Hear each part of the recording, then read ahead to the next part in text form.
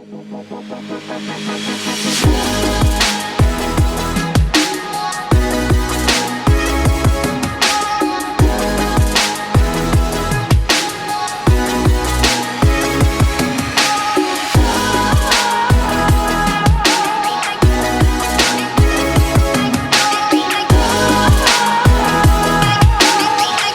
today, everybody, to another edition of Let's Talk Music RVA. Today, I'm missing my buddy, Mr. Bill, but that's okay. We move on anyway. We always got a lot of activity taking place. But today, I have a special guest coming in from Atlanta, Georgia. That's where he resides today. The baby member of the well-known group Waller Family from Richmond, Virginia. Yes. During that time. So how you doing, Bruce? Tell me about it. How you doing? I'm doing well. It's so good seeing you, Charles. It's been many years. I know you enjoy some of that gumbo where you at and all that good food down there. Yeah, matter of fact, I was in Louisiana for quite a while. I gained too much weight. I had to leave. I'm in Dallas, Texas now. You're in Dallas, Texas? Yeah. What about now? Oh, I tell you, look, that food is too good over there. So, it just adds up. It just sneaks on you all the time. Yes, absolutely, absolutely. So what are you doing in Atlanta, Georgia these days? Well, first of all, I decided to move here to open up my ministry. It's called Spirit and in Truth Worldwide Music Ministries Incorporated. Very and good. I had an app designed. So if you have an app, and when you go to the app, it's called Spirit and Truth Network. And I was producing different preacher shows on my internet radio station, which still is in Richmond, Virginia, which I log into it. And you can hear other preachers preaching, and you get to hear a lot of my new music as well as R&B, but you hear the gospel music by going to the app. Available at the App Store for both Android and Macs? Correct. Absolutely. Android and Apple. Yes, correct. It is. Make sure we get that information out. Now, aside from your ministry you're doing, you are playing with technology. Tell me about that. Well, when in the beginning, I don't know if you know this or not, when we went to with a good friend of ours, Stu Gardner, I'm pretty sure you probably had him on your show. Stu Gardner, we went to Mayfair Recording Studio in New York City in Manhattan. Okay. And we was in the studio with some of our great friends that have gone to be with the Lord, but Grover Washington Jr., and we was in there with Richard T. on keys, and we're there with the Brecker Brothers, and we also had Express on trumpet, and then we also had a young man that was named Steve Gadd on the drums. Oh, yeah, a lot of good company. Yeah, so that was for the Cosby Show, and in years, I was like in my late 20s, and I was learning how to do all the technology with the new equipment.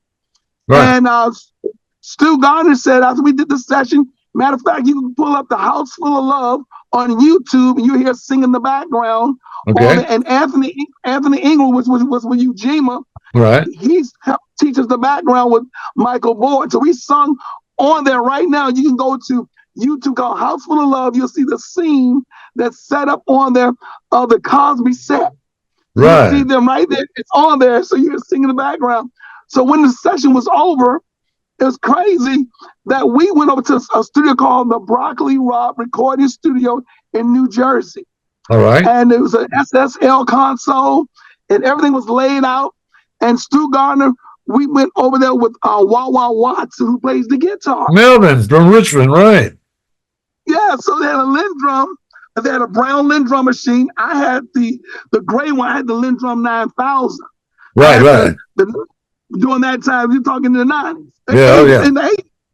So what happened, this is how the technology started. We'll show how it transitioned. During this time, a lot of guys didn't know how to do the electronic musicianship, but in the engineer, he knew his part, but they had to be integrated. So he had to have an engineer for the studio and an electronic musician to tie them in. And what they were doing on the 2-inch tape, they would tie in something which is called Society Motion Picture Television Engineering. It's the SMPTE code to be able to connect the computers to the tape. Keep it in sync. That's right. Right. Yes, keeping it sync.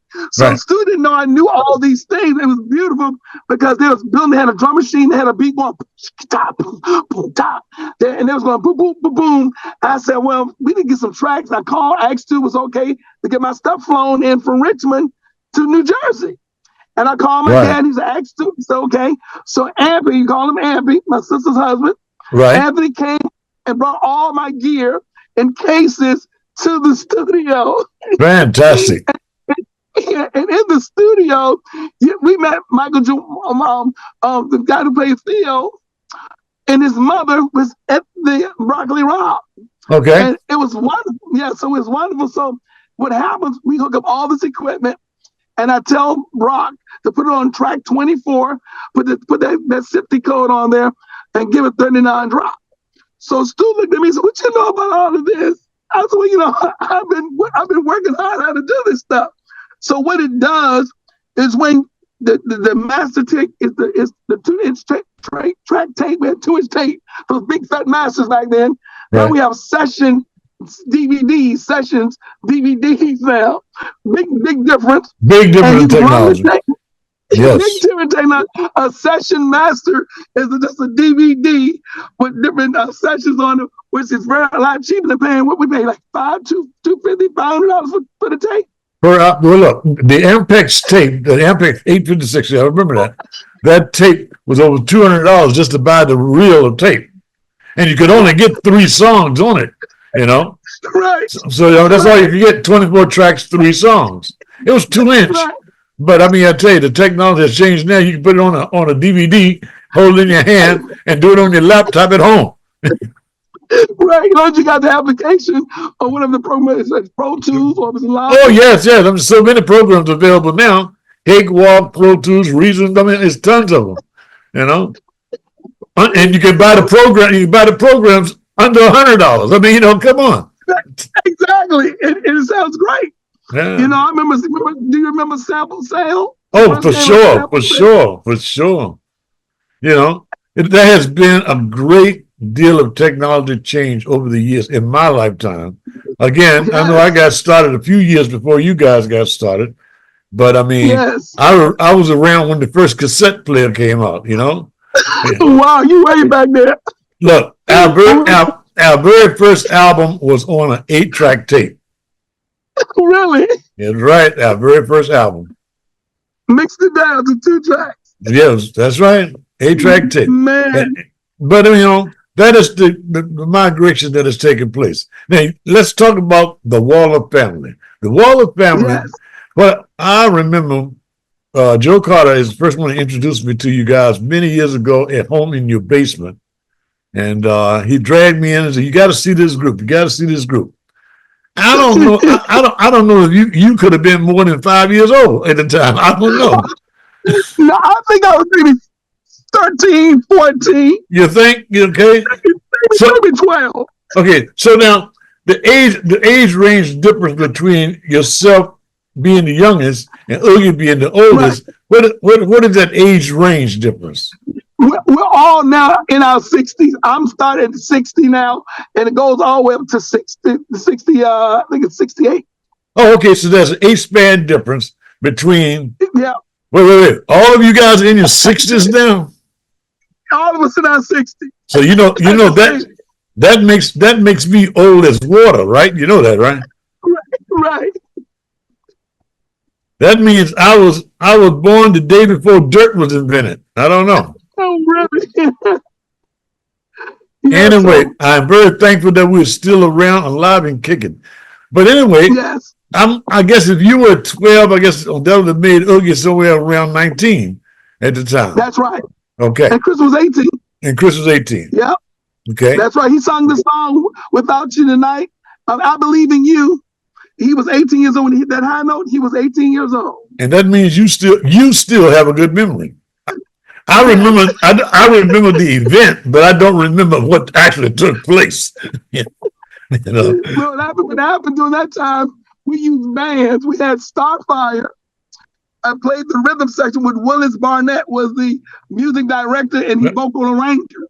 That's So right. we range our vocals to that. You remember Willis? No, I sure do. I sure do. I sure do. I remember Starfire. You know, Jesse and Rudy and Blood. Blood, and oh yes, you know, all of this is during that time frame of the 60s, 70s, and 80s, where these Right. groups were really dominating the Richmond market as far as live entertainment goes. But then Yes. they all traveled the world. Give me an idea of some of the places that the Waller family has traveled from Richmond to perform places all over the world. Give me some ideas. Yes. We went to Hawaii and the island of Kauai. We went to Santo Domingo. We paid the Haragua Hotel. We went to 46 states in America and traveling there. And I tell you, we played over 100 colleges back then. We played many country clubs, and we played a lot of nightclubs. So that was wonderful to have that mix going on. And we got up to 18 gigs a month. 18 gigs a month. Right. And they would do it full time. That's right. That's right. And you remain intact because mom and dad were traveling with you. Yes, that's right. Absolutely. Mom played a big part. We prayed before we go on the stage. We always prayed with mom. My dad, he was holding it down at home. He would come out on the road with us, and he made sure we practice. Practice made perfect. We want to be perfect on the stage. The choreography, Karen was doing the choreography. I was learning how to do the music department. Chris was the Mr. Entertainment, and Harry Jr., he's known as Oogie. He was the businessman working with Joe Carter with the money. And Sandra, she was the one doing the costumes and everything. So we all had a part to play off the platform. So we all could work together. That was my next question, was how in fact did you allocate different assignments to everybody? But because not everybody was singing the same pitch. There was diverse voice structure. There was diverse talent being presented. And all of it was spread out through the whole family. Right. And you had all these unique skills. I remember on stage, you guys used to do a tribute shows. And some of the characters that you used to do tributes for, like Stevie Wonder and so on, give me some of those ideas. Tell me some. Well, there you go. There it is. You ready for it? Yes, sir. That's it. Really pretty. It's hard that you like. Though the world is full of problems, they come touch even if they try. You guys, the sky for our love. You guys used to turn the house out when those performances. You had. And Oogie was doing a different character, Sandra and Karen and Chris. All of you had different characters that you used to do on stage in a presentation. Impersonation of the Stars, with Joe Carter came with the impersonations. So we studied different artists. Chris was doing Earth, Wind, and Fire, Philip Bailey. He really locked in on Philip Bailey. Sandra locked in on Natalie Cole in the beginning, locked in on Whitney Houston, and locked in on a lot of Aretha Franklin. Karen was doing Tina Turner. Harry was starting off, he was doing Marvin Gaye. And Chris was doing Al Green as well. He did Marvin Gaye. He did Marvin Gaye. He did Teddy Pendergrass. He had to learn Luther Vandross. and I tell you, when we sing the songs, the people say, I went and bought the record, but I like y'all version better. That was the thing about it. You included in your voice presentation the physical attributes of these different artists as well. You change your costume for that presentation. As one went off, another came on. You really had this down pat. It was just fabulous. Right. During the college circuits, they loved that sort of thing that you did those shows. They loved it. They loved it, y'all. They ate it up, and they would always book us back the next year to come back. So that's how our calendars are getting full. And I tell you, we travel so much. Sometimes we just got on the bus and said, "Where are we going?" And then you carried a full band with you as well. That's right, the Waller Family Connection Band. Some of them gone on to be with the Lord. We had a faithful keyboard player. He played the bass with the left hand and keys with the right. His name was James Holmes. Right. If you remember James Holmes, you remember him? Definitely so. Definitely. And of course, we had Anthony on the guitar. Right. He's part of the family. He's my brother-in-law. Yeah, so he met Karen on the road, and he was in Eugene when we was in the Water family. Yeah. And they've been dating so long. They got married, have two beautiful daughters, my nieces. Yeah. So it's wonderful. Yep. And he had on keyboards. He had my cousin Michael Boyd plays trumpet, and he played keys as well. And he had the trombone by Petey Taylor.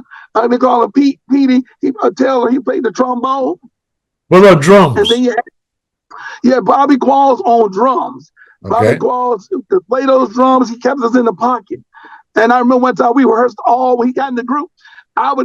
He would go in a hotel room and stay with me, and I would do all the moves. I was an assistant choreographer, and I helped do the moves so he could know when to do all the accents. Right. So we were so tired, we overslept. Tom Siebel was banging on. You remember Tom Siebel? Yes. Yeah. Tom Siebel was banging on the door. So y'all got to get up here. Y'all about to miss the gig. We had rehearsed so much in the hotel room. We were dead tired. We laid down, but we got to the gig. We had a blessed time. That's great. That is great. Well, you know what? Yeah. It's just so much information to cover. You mentioned Tom Siebel and Joe Carter. They had Dynamic Entertainment Complex, I think it was called. That's what it was? That's what it was called, Dynamic Entertainment Complex. That's correct. Right. And they managed a couple of other groups, Poison and Crossfire as well. I think it was that's right, Starfire. And then of course you had a strong affiliation with East Coast Entertainment for quite a while. Yeah, East Coast with Steve. Kicked it off during that time, and we was with him. But the key was Joe Carter got us a record deal with the MCA Records. Right. Oh, that's right. That's right. That is good. We're 45. You guys were during that time we had a lot of groups that came out of the Richmond area. A lot of quartets came out prior to you guys, but you guys were the first really show band group that came out, where you had it was really a show band. You had your own band itself, as opposed to some of the groups went and sing along with Stacey Henry, or they'd sing in front of other bands. You guys had your own band, and you had your traveling package. So when you left town, it was a busload of people getting on that. You guys had a busload. A busload of people. That's a whole lot of mouths to feed. I know all about that. It was great. With being signed to MCA Records was you couldn't even believe it, because during the time they had signed Al Jarreau. Right. They signed Olivia Newton-John, and they signed a group War. Why can't we be friends? Right. And the Water family. And it was signed by George Lee. It was 1976 when they released I Believe in You. Very good. And the flip side was Sweet Disco Daddy. Sweet Disco Daddy. That's a lot of good memories to reflect on. Let me tell you, my friend. The main thing about it is that you got through all those years with no troubles, no injuries, nobody. Everybody lived long enough to reflect back on the good stuff of it. Exactly. That's so true. It's good to reflect back, because it made us who we are today. I would say when I'm back in school during that time, I was a 10th grade high school honor roll dropout. But I went back to school after it was all said and done and graduated 4 times with 2 associates, a bachelor's, and a doctorate. But I tell people, school back then, if you miss 18 days out of school, it's a wrap. Right. I remember going on a 60 city tour with Job Corps, and that was Reagan was in there with Job Corps, and they said, "Well, Bruce, you can go on a tour. Or you going? What you want to do?" So I said, I'm in the 10th grade. I was an honor roll high school dropout. I said, but I'm going back one day. And I went back, started in 2007, and Obama came in 2008, and I graduated from 2008 all the way to 2010. I graduated 2012, 2016. In 2018, I graduated. Back to back. I moved to Atlanta, Georgia, seat in class and ministering and producing music. Well, it's a blessing. It can be done. You showed that it can be done. You did it yourself. and it has paid off quite well. You know. Yes. Look, I want to thank you for this time, Bruce. I don't want to, because I know you're a busy man. So I want to thank you very much. Give my love to the family. I would love to get the rest of the family, get the family involved. Let's talk music, RVA. It's a pleasure to have you here. Love you, my brother. You take care of yourself. And thank you for having me, Charles, man. God bless you. Amen. You and your family. All right. Same to you.